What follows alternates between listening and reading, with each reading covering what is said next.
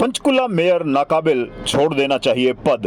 पंचकुला विधायक धन बटोरने भाई भतीजा परिवारवाद जातिवाद से नहीं निकल पाए, यह कहना है एमपी शर्मा का। जनप्रिय उम्मीदवार एमपी शर्मा ने नेताओं की खोली पोल, जमकर जड़े आरोप। आपको बता दें कि समाचार कैरी पंचकुला कार्यालय में पहुंचे एमपी शर्मा ने नेताओं की धज्जियां उड़ाई। उन्होंने कहा, सैकड़ों करोड़ डकारने के बाद भी पंचकुला है बदहाल, नाकाबिल है पंचकुला मेयर को अपना पद छोड़ देना चाहिए। पंचकुला विधायक धन बटोरने व भाई भतीजा परिवारवाद जातिवाद से बाहर नहीं आ पाए। पंचकुला विधानसभा में सबसे अधिक जनसंख्या ब्राह्मण वोटरों की है और पंजाबी वोटरों की है। पिछले 15 सालों से एक ही जाति का वर्चस्व, वोट सभी जातियों का लेते हैं, राज करते हैं, काम सिर्फ अपनी जाति अपने परिवार के लिए करते हैं। आवारा पशु सड़कों पर, सड़कें टूटी पड़ी, सीवर लाइन चरमरा गई, सुरक्षा की कोई व्यवस्था नहीं, शिक्षा की कोई उचित व्यवस्था नहीं, गौशाला के नाम पर भारी घोटाला। पंचकुला बदहाल, बदकिस्मत, गलत नीति के कारण हुआ है ऐसा। 2004 से 2014 तक जो सरकार रही उसमें भी भारी जातिवादी के आधार पर नौकरियां मिलती थी, जम के जातिवाद किया गया। 2016 में आरक्षण के नाम पर जो गंदगी फैलाई गई, सरासर गुंडागर्दी, जाति के आधार पर छांट कर दुकानें घरें जलाई गई, वह सब सरकारों द्वारा फैलाई गई जातिवाद के कारण ही हुआ है। अनपढ़ अशिक्षित जाहिल लोगों को सरकारी नौकरियों में भर दिया गया। अन्ना हजारे के नाम पर स्वच्छ राजनीति की प्रतिज्ञा लेकर राजनीति में आकर भारत देश की राजनीति को भ्रष्ट कर रहे हैं नेता, सबसे ज्यादा इस देश को लूट रहे हैं। क्या उम्मीद करें इन राजनेताओं से, इन राजनीतिक दलों से। जमकर प्रहार किए एमपी शर्मा ने। समाचार कैरी के साक्षात्कार के साथ एमपी शर्मा ने कहा कि देश और प्रदेश की जनता सभी राजनीतिक दलों से उब चुकी है, परेशान हो चुकी है। मेरा विश्व में सभी पार्टियों से विश्वास उठ चुका है, इसलिए मैं जनप्रिय नेता के रूप में पंचकुला से चुनाव लड़ना चाहता हूं। आइए सुनवाते हैं आपको साक्षात्कार। मैं पंचकुला को एक आदर्श पंचकुला बनाना चाहता हूं, जिसमें स्वच्छ पीने के पानी की व्यवस्था हो, अच्छी सड़कें हों, अच्छे पार्क हों और आपका अच्छा साफ सफाई हो, सीवरेज सिस्टम ठीक हो, वाटर सप्लाई ठीक हो। और मैं इसको एक एजुकेशन हब बनाना चाहता हूँ, जहाँ टेक्निकल यूनिवर्सिटी हो, कई यूनिवर्सिटी हो, क्योंकि यहाँ हिमाचल साथ लगता है, यूटी साथ लगता है। और सबसे मैं अपील करता हूँ, और एक हेल्थ हब भी बनाना चाहता हूँ, एजुकेशन और हेल्थ हब और कंप्लीट डेवलपमेंट मेरे मन में बहुत बड़ा प्लान है। मैं सभी पंचकुला निवासियों से अपील करता हूँ कि आप मुझे वोट देकर कामयाब करें और मैं आपके सपनों का एक आदर्श पंचकुला बनाऊंगा। शर्मा जी का कहना है कि पंचकुला और कालका में सबसे बड़ी संख्या में ब्राह्मण होते हुए भी और 2 नंबर पर पंजाबी होते हुए भी पिछले 15 साल से पंचकुला की राजनीति में पंजाबी और ब्राह्मण एक अलग से पायदान पर रख दिए गए हैं।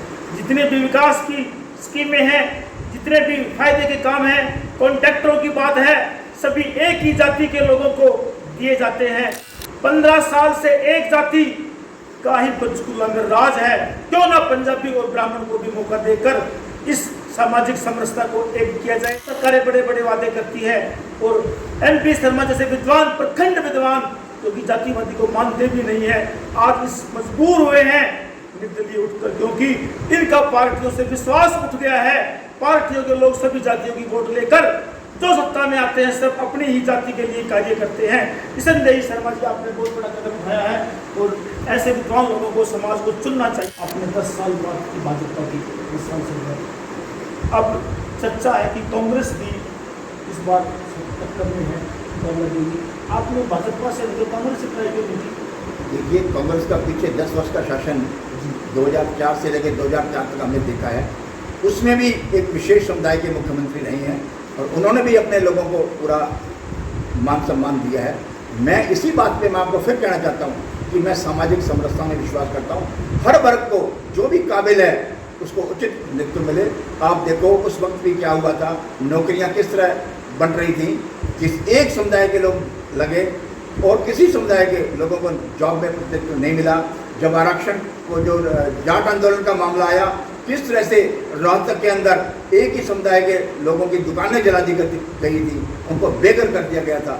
मैं और आप आम आदमी पार्टी की बात करें तो उन्होंने भी अन्ना हजारे जी के आंदोलन में किस तरह दावे प्रतिदावे किए थे कि हम गाड़ी नहीं लेंगे, हम ये नहीं करेंगे, और किस तरह से आप देखो आपके सामने शीश महल बना है, किस तरह से आरोप प्रत्यारोप लग रहे हैं, किस तरह से उनके नेता जेलों में बंद है।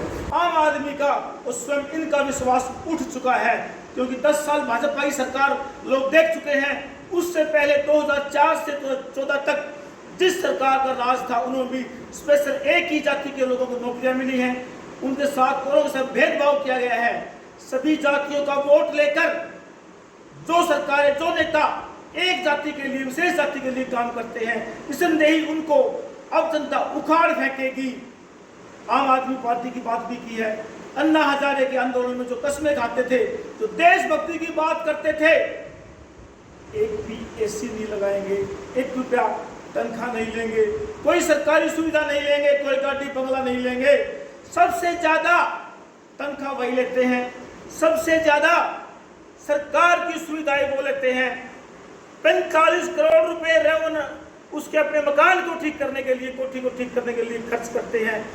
इस तरह की पार्टियों और नेताओं के व्यवहार से जनता त्रस्त है। जनता का किसी भी पार्टी में कोई विश्वास नहीं रह गया है। वो अच्छे सच्चे लोगों को चुनकर भेजेगी और इस बार 2024 की विधानसभा में निसंदेही अच्छे, ईमानदार और देशभक्त लोग चुनकर जाएंगे। यही उम्मीद लेकर, यही सपना लेकर पंचकुला से MP शर्मा जी, जो पिछले 5 साल से ब्राह्मण समाज के अध्यक्ष हैं, उन्होंने अपने समाज का कार्य करके एक ऐसा उदाहरण पेश किया है कि वो सभी जातियों को साथ लेकर चल सकते हैं और सभी का विकास कर सकते हैं। जिस तरह से हरियाणा ने 10 साल के 2014-24 के राज को उखाड़ फेंका था, इसी तरह पंचकुला की जनता इस बार एक जाति के 15 साल के वर्चस्व को उखाड़ कर सर्व समाज के लोगों को वोट देकर जिताएगी। यही सपना, यही उम्मीद लेकर MP शर्मा जी आज चंडीगढ़ समाचार कैरी मुख्यालय में आकर अपनी आवाज जनता तक पहुंचाने का प्रयास कर रहे हैं।